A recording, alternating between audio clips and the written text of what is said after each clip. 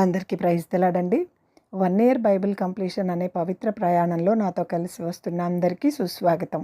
ఈరోజు మన ప్రయాణంలో 113వ రోజైన ఏప్రిల్ 23వ తేదీ వాక్యాంశాలు 2వ దినవృత్తాంతములు 3 నుంచి 5 అధ్యాయాలను ప్రార్థనాపూర్వకంగా మొదలు పెడదాం. మా ప్రియ పరలోకపు తండ్రి, మీ జీవ వాక్యంతో మమ్మల్ని మీ పాదాల దగ్గరికి తీసుకొచ్చినందుకై హృదయమార వందనాలు. వినగలిగే చెవి, గ్రహించగలిగే హృదయాన్ని మీరు మాకు అనుగ్రహించండి.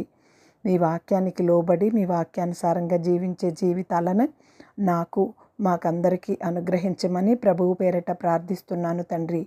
ఈ వాక్యాంశాలు నిజంగా మీ హృదయాన్ని స్పర్శించినట్లయితే కమెంట్ బాక్స్లో ఆమెను చెప్పడం మర్చిపోకండి. 2వ దినవృత్తాంతముల గ్రంథము 3వ అధ్యాయము. తరువాత సొలొమోను యెరూషలేములో తన తండ్రి అయిన దావీదునకు యెహోవా ప్రత్యక్షమైనప్పుడు మోరియా పర్వతమందు దావీదు సిద్ధపరిచిన స్థలమున యెబూసీయుడైన ఒర్నాను కళ్ళమందు దావీదు ఏర్పరిచిన స్థలమున యెహోవాకు ఒక మందిరమును కట్టనారంభించెను. తన ఏలుబడిలో 4వ సంవత్సరము 2వ నెల 2వ దినమందు దాని కట్టనారంభించెను. దేవుని మందిరమునకు సొలొమోను పునాదులు ఏర్పరచెను. పూర్వపు కొలల ప్రకారము పొడవు 60 మూరలు, వెడల్పు 20 మూరలు. మందిరపు ముఖ మండపము మందిరపు పొడుగును బట్టి 20 మూరల వెడల్పు, 120 మూరల ఎత్తు. దాని లోపలి భాగమును ప్రశస్తమైన బంగారముతో అతడు పొదిగించెను. మందిరపు పెద్ద గదిని దేవదారు పలకలతో కప్పి వాటిపైన మేలిమి బంగారమును పొదిగించి పై భాగమున ఖర్జూరపు చెట్ల వంటి పనియు గొలుసుల వంటి పనియు చెక్కించి ప్రశస్తమైన రత్నములతో దానిని అలంకరించెను. ఆ బంగారము పర్వయీము నుండి తెచ్చినది. మందిరపు దూలములను, స్తంభములను, దాని గోడలను, దాని తలుపులను బంగారముతో పొదిగించి గోడల మీద కెరూబులను చెక్కించెను. మరియు అతడు పరిశుద్ధ స్థలం ఒకటి కట్టించెను. దాని పొడవు మందిరపు వెడల్పును బట్టి 20 మూరలు, దాని వెడల్పు 20 మూరలు. 1200 మణుగుల మేలిమి బంగారుతో అతడు దాన్ని పొదిగించెను. మేకుల ఎత్తు 50 తులముల బంగారు. మీది గదులను బంగారముతో పొదిగించెను. అతి పరిశుద్ధ స్థలమందు చెక్కడపు పనిగల 2 కెరూబులను చేయించి వాటిని బంగారుతో పొదిగించెను. ఆ కెరూబుల రెక్కల పొడవు 20 మూరలు, ఒక్కొక్క రెక్క 5 మూరల పొడవు. అది మందిరపు గోడకు తగులుచుండెను. రెండవది జతగానున్న కెరూబు రెక్కకు తగులుచుండెను. ఈ ప్రకారము చాచుకునిన ఆ కెరూబుల రెక్కలు 20 మూరలు వ్యాపించెను. కెరూబుల పాదముల మీద నిలువబడెను. వాటి ముఖములు మందిరపు లోతట్టు తిరిగి ఉండెను. అతడు నీలి నూలుతోనూ, ఊదా నూలుతోనూ, ఎర్ర నూలుతోనూ, సన్నని నార నూలుతోనూ ఒక తెరను చేయించి దాని మీద కెరూబులను కుట్టించెను. ఇదియుగాక మందిరపు ముందర ఉండుటకై 35 మూరల ఎత్తుగల 2 స్తంభములను, వాటి మీదకి 5 మూరల ఎత్తుగల పీటలను చేయించెను. గర్భాలయమునందు చేసినట్టు గొలుసు పని చేయించి స్తంభముల పైభాగమున దాని ఉంచెను. 100 దానిమ్మ పండ్లను చేయించి ఆ గొలుసు పని మీద తగిలించెను. ఆ 2 స్తంభములను దేవాలయము ఎదుట కుడితట్టున ఒకటియు, ఎడమ తట్టున ఒకటియు నిలువబెట్టించి కుడితట్టు దానికి యాకీను అని పేరు అనియు, ఎడమ తట్టు దానికి బోయాజు అనియు పేర్లు పెట్టెను. 2వ దినవృత్తాంతముల గ్రంథము 4వ అధ్యాయము. అతడు 20 మూరల పొడవును, 20 మూరల వెడల్పును, 10 మూరల ఎత్తును గల ఒక ఇత్తడి బలిపీఠమును చేయించెను. పోతపోసిన సముద్రపు తొట్టి ఒకటి చేయించెను. అది ఈ అంచుకు ఆ అంచుకు 10 మూరల ఎడము గలది.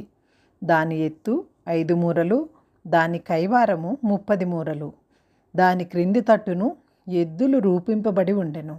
అవి ఒక్కొక్క మూరకు 10 ఉండెను. అవి ఆ సముద్రపు తొట్టిని ఆవరించెను. ఎద్దులు 2 వరుసలు తీరి ఉండెను. అవి తొట్టితో కూడనే పోతపోయబడెను. అది 12 ఎద్దుల మీద నిలవబడెను. 3 ఎద్దులు ఉత్తరపు తట్టు, 3 పడమటి తట్టు, 3 దక్షిణపు తట్టు, 3 తూర్పు తట్టు చూచుచుండెను. సముద్రపు తొట్టి వాటిపై ఉంచబడెను.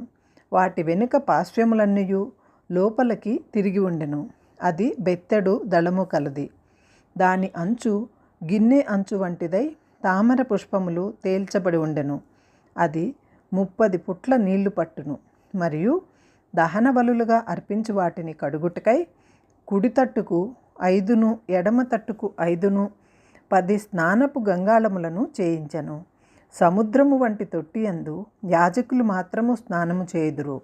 మరియు వాటిని గూర్చిన విధి అనుసరించి 10 బంగారపు దీపస్తంభములను చేయించి దేవాలయమందు కుడి తట్టున 5 ఎడమ తట్టున 5 ఉంచెను.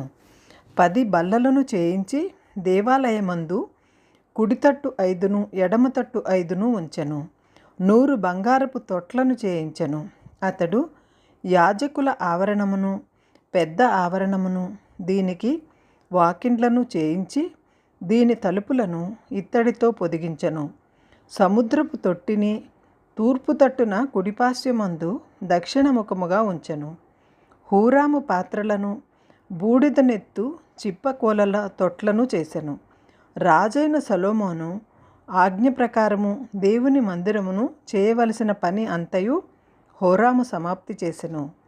దాని వివరమేదనగా 2 స్తంభములు, వాటి పళ్ళెములు, వాటి పైభాగమునకు చేసిన పీటలు, వీటి పళ్ళెములు, ఆ స్తంభముల శీర్షముల 2 పళ్ళెములను కప్పుటకైన 2 అల్లికలు, ఆ స్తంభముల శీర్షములు 2 పళ్ళెములకు కప్పునట్టి అల్లిక, అల్లికకు 2 వరుసలుగా చేయబడిన 400 దానిమ్మ పండ్లు, మట్ల మీద 2 తొట్లు, సముద్రపు తొట్టి, దాని కింద నుండి 12 ఎద్దులు, పాత్రలు, బూడిదనెత్తు చిప్పకోలలు, ముండ్ల కంకులు మొదలైన ఉపకరణములు.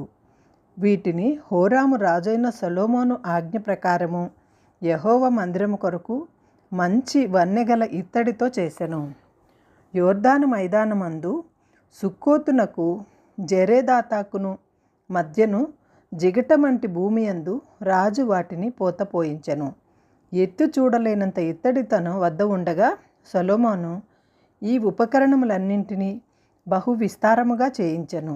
దేవుని మందిరమునకు కావలసిన ఉపకరణములన్నింటినీ, బంగారపు పీఠమును, సన్నిధి రొట్టెలు ఉంచు బల్లలను, వాటిని గూర్చిన విధి ప్రకారము గర్భాలయము ఎదుట వెలుగుచుండుటకై ప్రశస్తమైన బంగారపు దీపస్తంభములను, పుష్పములను, ప్రమిదలను, కత్తెరలను, కారులను, తొట్లను, గిన్నెలను, ధూప కలశములను సొలొమోను మేలిమి బంగారముతో చేయించెను.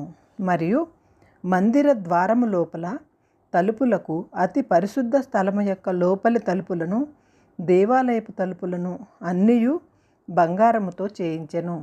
2వ దినవృత్తాంతముల గ్రంథము 5వ అధ్యాయము. సొలొమోను యెహోవా మందిరమునకు తాను చేసిన పని అంతయు సమాప్తము చేసి తన తండ్రి అయిన దావీదు ప్రతిష్ఠించిన వెండిని, బంగారమును, ఉపకరణములన్నింటినీ దేవుని మందిరపు బొక్కసములలో చేర్చెను. తరువాత యెహోవా నిబంధన మందసమును సియోను అను దావీదుపురము నుండి తీసుకుని వచ్చుటకై సొలొమోను ఇజ్రాయేలీల పెద్దలను, ఇజ్రాయేలీల వంశములకు అధికారులకు గోత్రముల పెద్దలందరినీ యెరూషలేమునందు సమకూర్చెను. 7వ నెలను పండుగ జరుగు కాలమున ఇజ్రాయేలీలందరూ రాజునొద్దకు వచ్చిరి. ఇజ్రాయేలీల పెద్దలందరూ వచ్చిన తరువాత లేవీయులు మందసమును ఎత్తుకొనిరి. రాజైన సొలొమోను ఇజ్రాయేలీల సమాజకులందరూ సమకూడి లెక్కింప శక్యము గాని గొర్రెలను, పశువులను బలిగా అర్పించిరి. లేవీయులను, యాజకులను, మందసమును, సమాజపు గుడారమును, గుడారమందుండు ప్రతిష్ఠితములకు ఉపకరణములన్నింటినీ తీసుకొని వచ్చిరి. మరియు యాజకులు యెహోవా నిబంధన మందసమును తీసుకొని గర్భాలయమగు అతి పరిశుద్ధ స్థలమందు కెరూబుల రెక్కల క్రింద దానిని ఉంచిరి. మందసముండు స్థలమునకు మీదుగా కెరూబులు తమ 2 రెక్కలను చాచుకొని మందసమును, దాని దండెలను కమ్మెను. వాటి కొనలు గర్భాలయము ఎదుట కనబడినంత పొడవుగా ఆ దండెలుంచబడెను. కానీ అవి బయటకు కనబడలేదు. నేటి వరకు అవి అచ్చటనే ఉన్నవి.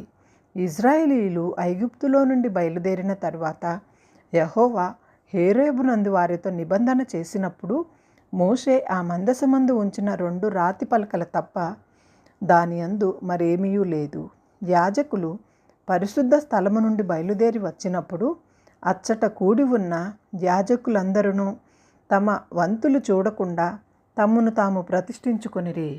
ఆసాపు, హేమాను, యెదుతూనులు సంబంధమైన వారు, వారి కుమారులను, సహోదరులను, సంబంధికులకు పాటలలైన లేవీయులందరూ సన్నపు నారవస్త్రములు ధరించుకొని తాళములను, తంబురలను, సితారాలను చేతపట్టుకొని బలిపీఠమునకు తూర్పు తట్టున నిలిచిరి. వారిలో కూడా బూరలు ఊదు యాజకులు 120 మంది నిలిచిరి. బూరలు ఊదువారును పాటకులను ఏకస్వరముతో యెహోవాకు కృతజ్ఞతాస్తుతులు చెల్లించుచు గానము చేయగా, యాజకులు పరిశుద్ధ స్థలములో నుండి బయలువెళ్ళి ఆ బూరలతోనూ తాళములతోనూ వాద్యములతోనూ కలిసి స్వరమెత్తి యెహోవా దయాళుడు, ఆయన కృప నిరంతరముండును అని స్తోత్రము చేసిరి. అప్పుడొక మేఘము యెహోవా మందిరము నిండా కమ్మెను. యెహోవా తేజస్సుతో దేవుని మందిరము నిండుకొనగా సేవ చేయుటకు యాజకులు ఆ మేఘమున్న చోట నిలువలేకపోయిరి.